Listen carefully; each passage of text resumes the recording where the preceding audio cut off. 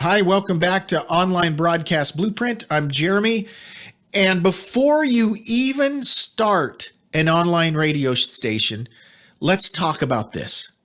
By the way, if you're thinking of having an online radio station, do it. It's a lot of fun. I love doing it. That's why I do it. That's the motivation. Is it something that's fun to do? Maybe you've been in broadcasting and would like to kind of keep your foot in there. Maybe you've never been a broadcaster, but just thought it would be cool to work in a radio station or to have your own radio station. Those are all great reasons to do it. Now, if you think you're going to start an online radio station to become rich, that's probably not realistic. I'm not saying it's impossible. I'm just saying probably kind of unlikely. However, it's very likely and very possible that you can actually make a little side money. This could be your side hustle. You could make a nice little profit running an online radio station. So let's talk about that. Again, before we even go down the road of talking about gear, talking about what platform you're going to use, what music you're going to play, let's just talk about something really important here. Okay? Broadcasting, the term broadcasting is kind of a misnomer. We assume think of big broadcasting, the National Broadcasting Company, the Columbia Broadcasting System, the American Broadcasting Corporation, whatever. Think of these major networks. They're broadcasting, right? They're going out to millions of people.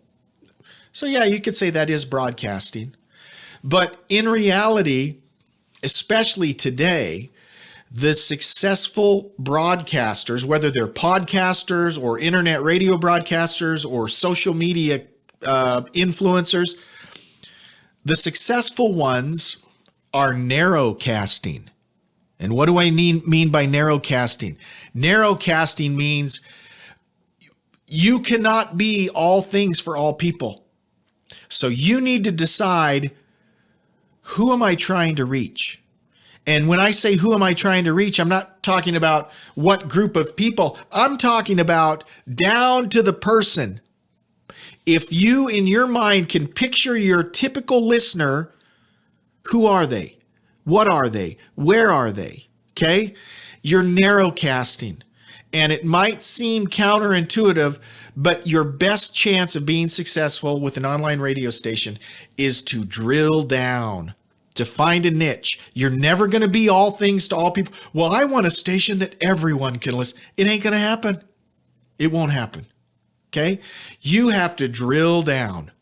You have to think in your mind, who is listening to me right now? And by the way, as you talk to that person, every message you send out, it's going to that one person. You're not sending a message out. I mean, technically you are sending it out to more people, but in your mind, you need to always be thinking about that one individual, that one person in your mind that you are targeting. You picture them sitting there. What do they look like? Where do they go out to eat? What do they do for a living? You need to know that person that is consuming your radio station, and never forget it. Okay? So you're not going to be broadcasting to the whole world and everyone in the world is going to love what you're doing. You are narrowcasting to a very focused, nichified, I just made that word up, nichified group of people. Okay? First thing to keep in mind. Now, the second thing,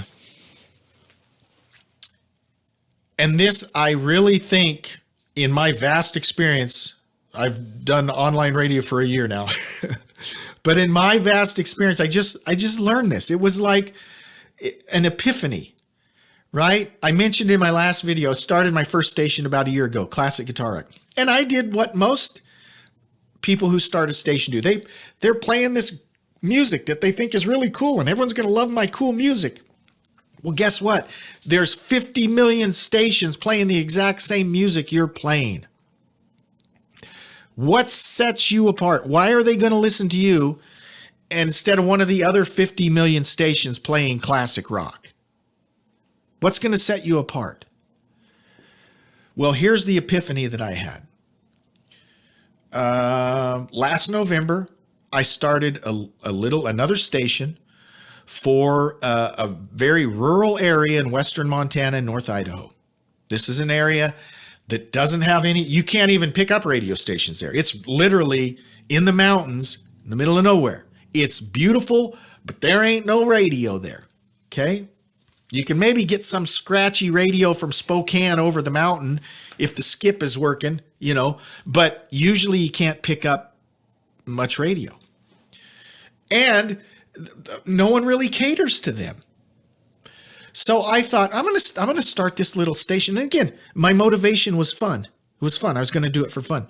So I start this radio station. Within 3 days, I literally was probably playing I probably had 200 songs playing. I mean, it was bad because it takes you a while to build up all your songs. It's way better now. But in the first few days, there wasn't much music in yet. But here's what I was doing. Hyper localizing. These folks in these communities have never had a radio station catered to them. So all of a sudden they hear this radio station that's talking about their little town and giving public service. I call them hometown updates. Everything is hometown. Here's your hometown forecast. It's another thing, weather forecast. What's more local than a weather forecast? You don't do that on an online radio station that's broadcasting worldwide. But if you're broadcasting to a little community, absolutely, you do a local weather forecast. Twice an hour, I do what I call a hometown update, where I'm talking about what's going on at the high school in this little community, what's going on at the community center here. Hey, there's a workshop on growing tomatoes, right? All of this stuff, hyper localized. They're not going to get it anywhere else. Okay. Within 3 days, I had 3 people. Yeah, within maybe 4 days. Within 4 days, I had 3 sponsors. 3 people approached me and said, hey, I want to run commercials on your station. I wasn't expecting that. Within 3 days, I had at least 4 times, closer to 5 times the listeners I had from my classic guitar rock channel. Okay, or station. What's the difference? Hyper localization. Now you might be thinking, well, I live in a big city. How can I, that these people get the radio all the time. And that's a challenge, to be honest. But you can hyper localize in your neighborhood. Check that out. How about you have a radio station that's directed towards your small little suburb or your little neighborhood area, where that's all you're talking about is stuff going on in that area, and you're focusing everything on that. Maybe just 2 or 3 areas, a borough, whatever you call it in your city, right? Hyper localize. You have to provide something that these folks won't get anywhere else, and I think hyper localization is a way to do it. Plug one of my favorite YouTube channels, if you don't already subscribe to this, Radio DJ Dude, okay? His name's Jeff, I think. Go to Radio DJ Dude, check out his channel. He gets into a lot of technical stuff, but he's got a great series going on where he's talking to folks that are doing exactly what we're talking about. They are community radio stations, okay? So divorce yourself from this idea that your music alone is going to draw people into your station. It ain't. No one cares. They all have Spotify. They all have playlists. They all have shuffle, okay? So the music on Radio Valley, by the way, it's total MOR, middle of the road. I mean, you might call it's adult contemporary, light AC maybe. I mean, it's pretty mellow, right? It's 60s, 70s, 80s music with, I think, 2 country songs an hour. Country songs get a little newer. I've got some country songs from the 90s, early 2000s. But the idea is that, and I'll admit it, the music is generic, right? Music is secondary. That's not the draw. I mean, I could be playing polka music. I could be playing all country.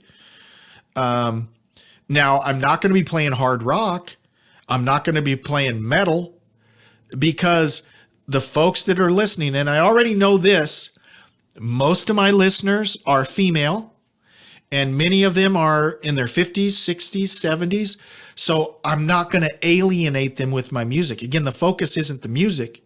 It's the hyper localization. I am local. In fact, I am so local that I dumped national ads, and we'll get into this in a minute. The platform that you choose to use will probably run commercials. They'll run 4 minutes of commercials an hour, and you pay a certain amount at that level, right? If you go commercial free, meaning you're not going to play any of their commercials, you're going to pay more money for that, right?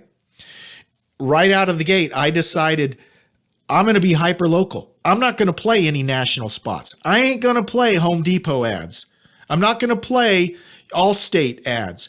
All I'm going to play are local ads. So right out of the gate, I went for an ad-free package, which meant I was going to pay a little more, but it paid off because all the commercials you hear on my radio station, it's called Radio Valley, by the way. Check it out. There's a link to Radio Valley, my station in Montana, and I'll also put a link for Classic Guitar Rock so you can hear it as well. It still plays the national ads you'll hear, and you'll hear a couple local ads on that also. So I've got a few sponsors there. But when you hyper localize, you have way more opportunity to get sponsors. And we're gonna dig into this idea of hyper localization, some great ideas you can put into play. But I want you to think about that. That might be a shift from what you've been thinking, because I think most people think you want as big an audience as possible. No, you don't. Okay.